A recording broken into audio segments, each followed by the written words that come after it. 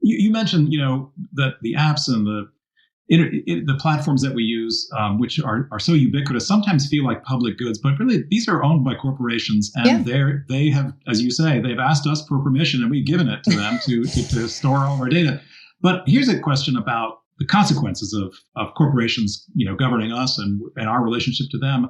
Why can't we hold them liable, legally liable, for the harm that people do to each other online? Maybe we can, or maybe they are liable, but they're often not policed. I just don't quite understand the degree to which the law allows us to say to a big digital corporation, man, somebody said something hateful and it led to inciting violence or murder, and you're responsible. Are they responsible, or is the real problem that there's gray areas where it just can't be tracked or controlled? What's the significance of the fact that this is a private industry running our digital interfaces? So it's the former, not the latter.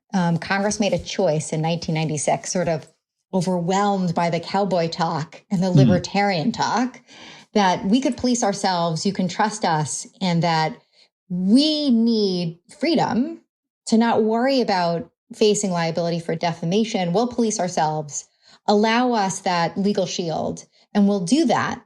And so in 1996, Congress adopts what they call the Communications Decency Act, which, by the way, let's have a moment. It was about regulating porn.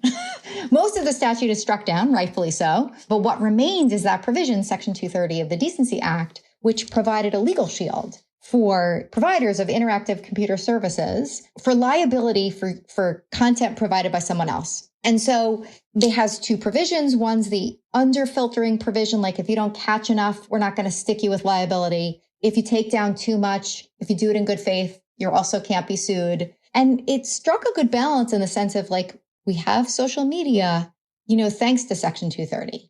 And we have, rating sites like Yelp. We have Reddit, right? We've had iterations of different ways in which user-generated content is shared. And lots of good has come of it. But also, Section 230 has some excesses.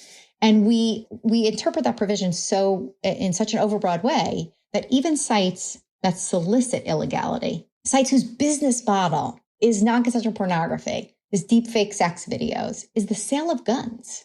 Even those sites enjoy the legal shield, so immunity from responsibility. And it's gone too far. So there are negative externalities that these firms don't have to internalize.